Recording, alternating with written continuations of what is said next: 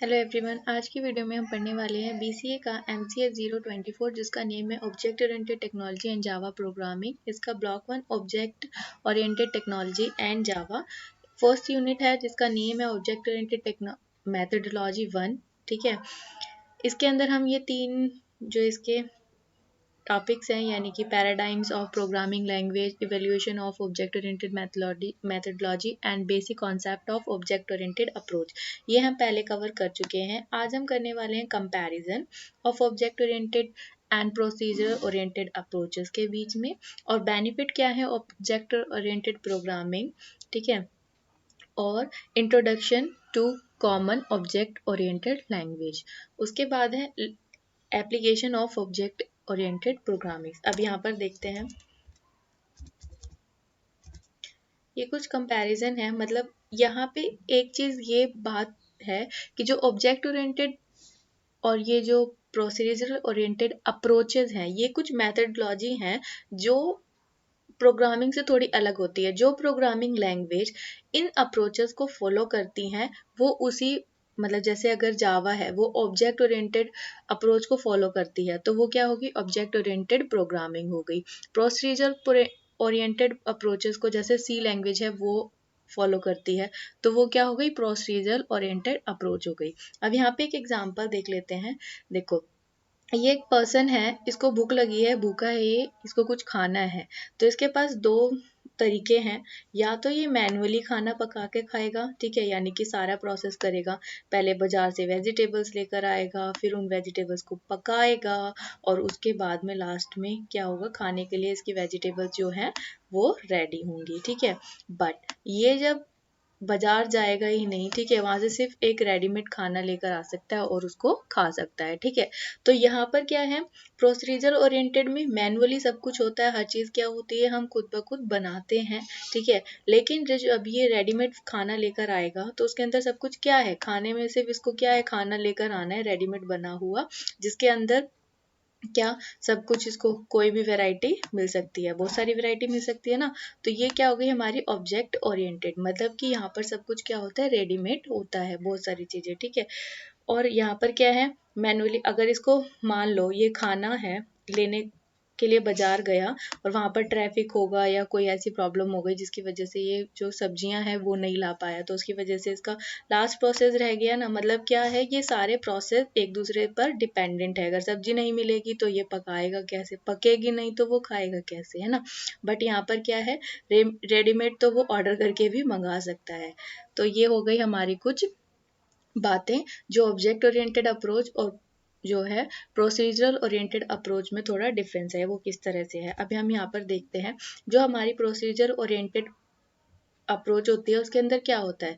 देखो, एक main program होता है, उस प्रोग्राम के अंदर ही पहला फंक्शन बनेगा, फिर दूसरा फंक्शन, फिर तीसरा फंक्शन, फिर उसके बाद में क्या होगा, ये जो फंक्शंस है एक दूसरे के ऊपर डिपेंडेंट है। ठीक है, ये हो गया हमारा प्रोसीजर ओरिएंटेड, जिसके अंदर जो फंक्शंस होते हैं वो एक दूसरे के ऊपर डिपेंडेंट होते हैं। उसके बाद हम चलते हैं अपना ऑब्जेक्ट ओरिएंटेड पे। यहाँ पर क्या है, एक ऑब्जेक्ट बना दिया, फिर दूसरा ऑब्जेक्ट बना दिया, फिर तीसरा ऑब्जेक्ट बना दिया। तो इस ऑब्जेक्ट के कुछ डाटा है, कुछ फंक्शन है, फिर बी ऑब्जेक्ट जो है उसका भी कुछ डाटा है, कुछ फंक्शन है, और सी ऑब्जेक्ट जो है वो उसका भी कुछ डाटा है और कुछ फंक्शन है। तो उनके फंक्शन जो है वो आपस में एक दूसरे से कनेक्टेड है। ठीक है, ऐसा तो नहीं है ना कि अगर एक फंक्शन इसका वर्क नहीं कर रहा तो फिर दूसरे का भी नहीं करेगा, पूरी तरह से डिपेंडेंट नहीं है।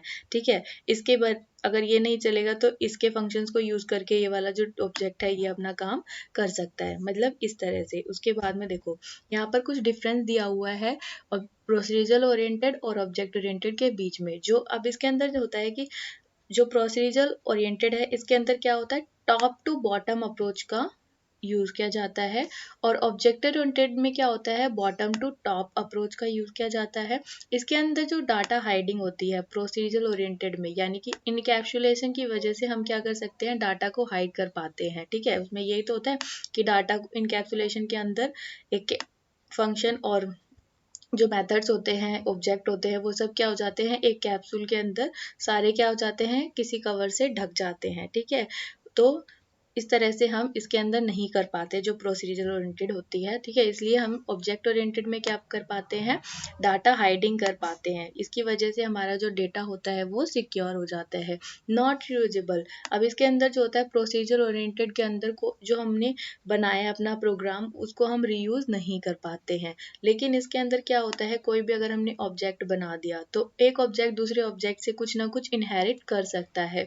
इसके अंदर क्या होता है कि हम किसी, अब जब यहाँ पर कोई एक पेरेंट क्लास बना दी, उसका ऑब्जेक्ट बना दिया, ठीक है, कुछ यहाँ पर बना दिया, कुछ ये इनहेरिट कर रहा है, कुछ ये इनहेरिट कर रहा है, ठीक है। तो इसके अंदर क्या होता है कि हम इस एक नई क्लास बनाने की बजाय, ठीक है, मतलब अगर हमें फिर यहाँ पर क्या होगा, पूरी एक नई क्लास बनाई जाएगी अगर ये इनहेरिट नहीं करेगा तो, ठीक है। पर यहाँ पर क्या होता है, जब इनहेरिट कर सकता है, ये कुछ प्रॉपर्टीज कुछ फीचर्स इसके ले सकता है, तो हम क्या कर सकते हैं, एक न्यू बिल्कुल पूरी तरह से नई क्लास बनाने की ज़रूरत नहीं होती है, ठीक है। ताकि कुछ फीचर्स इसमें से भी ले सकता है और कुछ फीचर ये इसमें से भी ले सकता है, ठीक है। तो यहाँ पर क्या हो जाता है, जो हमारे ऑब्जेक्ट्स हैं, कुछ फंक्शंस है, उसका क्या होता है, रीयूज हो जाता है, ठीक है। और इसमें क्या होता है, मॉड्यूलर डिपेंडेंसी, मतलब एक फंक्शन जो है, अभी हमने देखा था पहले एक मेन प्रोग्राम होता है, फिर उसके बाद में क्या होता है, दूसरे फंक्शन उससे क्या होते हैं, डिपेंडेंट होते हैं उसके ऊपर, ठीक है। ये हमारा प्रोसीजर ओरिएंटेड में होता है कि मॉड्यूलर जो होते हैं वो पूरी तरह से डिपेंडेंट होते हैं, लेकिन ऐसा इसके अंदर नहीं होता है। जो ऑब्जेक्ट्स हमने बनाए हैं ये आप देख सकते हो कि यहाँ पर पूरी तरह से डिपेंडेंट नहीं है, कि अगर एक काम नहीं कर रहा तो दूसरा भी बिल्कुल काम नहीं करेगा, ठीक है। इसके बाद है नो रियल वर्ल्ड रिलेशन, कि कोई भी रियल वर्ल्ड रिलेशन इसका प्रोसीजर ओरिएंटेड में नहीं होता है। लेकिन जो ऑब्जेक्ट ओरिएंटेड होता है उसके अंदर जितने भी हम ऑब्जेक्ट बनाते हैं वो सब किससे रिलेटेड होते हैं, रियल वर्ल्ड से रिलेटेड होते हैं। प्रोसीजर ओरिएंटेड में और एक चीज़ होती है, यहाँ पर ग्लोबल वेरिएबल डिक्लेरेशन कर दिया जाता है, जिसकी वजह से जब हम कोई फंक्शन बनाते हैं तो कई बार क्या होता है, जब हमने ग्लोबली किसी वेरिएबल को डिक्लेयर कर दिया तो वो कभी भी किसी भी वैल्यू को कॉल करा सकता है ना, तो यहाँ पर क्या होता है, वो कंफ्यूज हो जाता है, और मतलब यहाँ पर ऐसा कुछ भी नहीं होता है, ठीक है। हमें जो भी वेरिएबल हम चाहते हैं तो उसको प्राइवेट डिक्लेयर कर सकते हैं। कोई भी वेरिएबल अगर हम चाहते हैं कि कोई दूसरी क्लास उसको यूज़ ना करे तो हम उसको प्रोटेक्टेड कर सकते हैं, और हम चाहते हैं कि कोई भी वेरिएबल इसको यूज़ करे तो हम उसको पब्लिकली डिक्लेयर कर सकते हैं। ये हमारा ऑब्जेक्ट ओरिएंटेड में होता है। इसके बाद प्रोसीजर ओरिएंटेड लैंग्वेज का कुछ एक एग्जाम्पल है जैसे सी, ठीक है। ऑब्जेक्ट ओरिएंटेड के कुछ एग्जाम्पल है जैसे सी प्लस और जावा। आई होप कि आपको ये समझ में आ गया होगा। इसके बाद हम नेक्स्ट पे चलते हैं। बेनिफिट हैं कुछ ऑब्जेक्ट ओरिएंटेड प्रोग्रामिंग्स के, जैसे कि easy edgy edge in divide division of job, कि यहाँ पर क्या होता है, आसानी से हम क्या कर सकते हैं, किसी भी जॉब को, मतलब अगर एक ऑब्जेक्ट हमने बना दिया, यहाँ पर सब कुछ क्या है, डिपेंड किस पे है, ऑब्जेक्ट के ऊपर, सारी कुछ ऑब्जेक्ट के ऊपर डिपेंड है।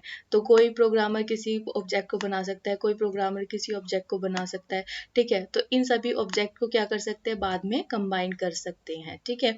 तो ये होता है। उसके बाद है रिड्यूस कॉम्प्लेक्सिटी, तो यहाँ पर क्या होता है, जो बड़े बड़े प्रोग्राम्स होते हैं, ठीक है, उनको क्या कर दिया जाता है, बांट दिया जाता है। तो वहाँ पर क्या होता है, जो कॉम्प्लेक्सिटी होती है उन सबको क्या कर दिया जाता है, रिड्यूस कर दिया जाता है।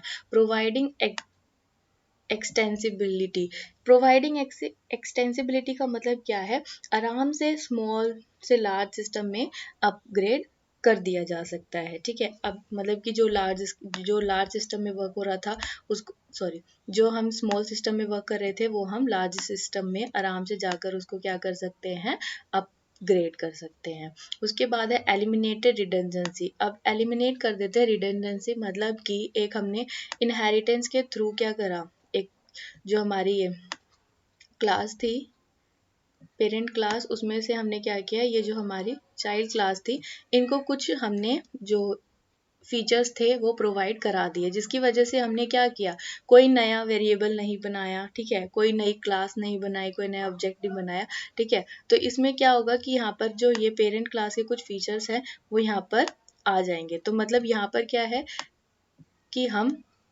इन फीचर्स को दोबारा दोबारा से यूज़ कर सकते हैं, ठीक है, बजाय इसके कि हम एक नया एलिमेंट बनाए फिर उसके बाद में हम उसको यूज़ करें, ठीक है। इस चीज़ को ये कम कर देता है। उसके बाद है save development time and increasing productivity, कि अब इसकी वजह से क्या होता है, देखो हमने कोई प्रोग्राम के अंदर कोई भी चीज़ यूज़ कर सकते हैं, जैसे कि एरे, हम कुछ फंक्शंस हैं जो बने बनाए हमें मिलते हैं, तो उनका हम यूज़ करके अपने टाइम को बचा सकते हैं, सेव कर सकते हैं, और क्या कर सकते हैं, अपनी प्रोडक्टिविटी को इंक्रीज़ कर सकते हैं। क्योंकि जो ये मॉड्यूल्स है वो पहले से बने बनाए हैं, तो हम इनका आसानी से यूज़ करके अपने प्रोग्राम को चला सकते हैं। ठीक है, अलाउ बिल्डिंग सिक्योर प्रोग्राम। अब यहाँ पर क्या है कि सिक्योर प्रोग्राम्स को बनाने के लिए हम इनका यूज़ कर सकते हैं। ठीक है, क्योंकि हमारा अब इनकैप्सुलेशन की वजह से हमारा जो प्रोग्राम है वो क्या हो गया, सिक्योर हो गया ना। उसके बाद में है अलाउ डिजाइनिंग सिंपलर इंटरफेस। मतलब ये क्या करता है, सिंपलर इंटरफेस डिज़ाइन करने में हमें हेल्प करता है।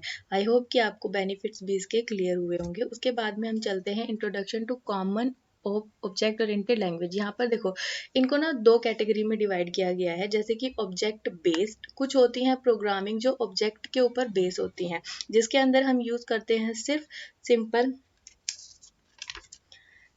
इसके अंदर हम यूज़ करते हैं सिंपल डाटा एनकैप्सुलेशन। ठीक है, जो ऑब्जेक्ट के ऊपर बेस होती हैं, इसमें हम यूज़ करते हैं एनकैप्सुलेशन का। ठीक है, जो डाटा हाइडिंग के लिए यूज़ किया जाता है, एक्सेस मैकेनिज्म और automation, initialization and clear up. ठीक है, ऑब्जेक्ट, और उसके एनकैप्सुलेशन और पॉलीमॉर्फिज्म का यूज़ करते हैं। जिस भी प्रोग्रामिंग लैंग्वेज में सिर्फ यही दो चीज़ें यूज़ हो रही हैं, इनकैप्सुलेशन और पॉलीमॉर्फिज्म और ऑब्जेक्ट, तो ही होगा। ठीक है, तो उसको हम क्या कहते हैं, ऑब्जेक्ट बेस्ड प्रोग्रामिंग लैंग्वेज, जैसे कि एडा। उसके बाद है हमारे पास ऑब्जेक्ट ओरिएंटेड प्रोग्रामिंग लैंग्वेज, जिसके अंदर हम क्या करते हैं, इनहेरिटेंस। ठीक है, inheritance, abstraction, object, classes, encapsulation और पॉलीमॉर्फिज्म, इन सब चीज़ों का यूज़ करते हैं। वो हमारी हो जाती है ऑब्जेक्ट ओरिएंटेड प्रोग्रामिंग लैंग्वेज, जैसे C++, Smalltalk, object Pascal and Java. ये था हमारा इसके बीच में कुछ थोड़ा सा डिफरेंस। इसके बाद हम आगे चलते हैं। कुछ एप्लीकेशंस हैं हमारी, जैसे कि object oriented database, embedded system, simulation and modelling, neural network, decision support system, office automation system, AI यानी कि आर्टिफिशियल इंटेलिजेंस एक्सपर्ट सिस्टम, और कैड और कैम यानी कि होती है यहाँ पर कंप्यूटर एडेड डिज़ाइन और कंप्यूटर एडेड मैन्युफैक्चरिंग सिस्टम। इसके बाद है इंटरनल सॉल्यूशंस। अब आपको पता है कि जो हमारी एप्लीकेशंस हैं, मतलब कि जो हमारा ऑब्जेक्ट ओरिएंटेड प्रोग्रामिंग है वो किस पे बेस है, रियल टाइम पे बेस है। तो उस मतलब रियल टाइम, जो भी रियल वर्ल्ड की सिचुएशन है उसके ऊपर बेस है। तो यहाँ पर क्या हो जाता है, हम जितनी भी चीज़ों को बनाते हैं, तो अब आपको पता है कि जो ऑब्जेक्ट ओरिएंटेड है, ठीक है, वो क्या करती है, हमारी रियल टाइम की जो भी सिचुएशंस है, जो भी चीज़ें हैं, उन सबको मीट करती है। ठीक है, तो उसकी वजह से इन सब चीज़ों को बनाना काफ़ी आसान हो जाता है।